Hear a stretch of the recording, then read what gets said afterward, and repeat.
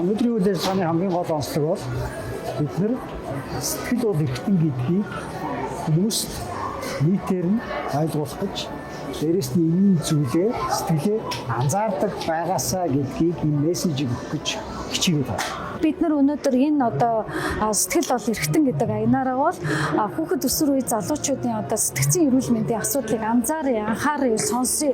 Тэднэртэйгээ ярилцъя. Шаардлагатай бол тэдэнд мэргэжлийн тусламж үйлчилгээг ойртуулъя гэсэн зорилготойгоор энэ ивент үйл ажиллагааг одоо явуулж байна.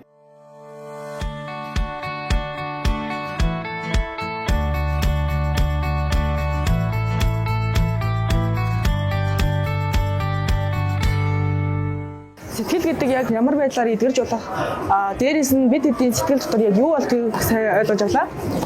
Бид хэдэд аз жаргалын гормон гэж 4 даавар ялгалтыг ойлгож авсан.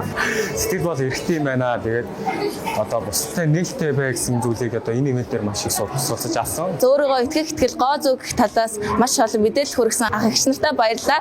Өшөө олон ийм үйл ажиллагаанууд бүтээж байгуулаасаа гэж хүсэж байна.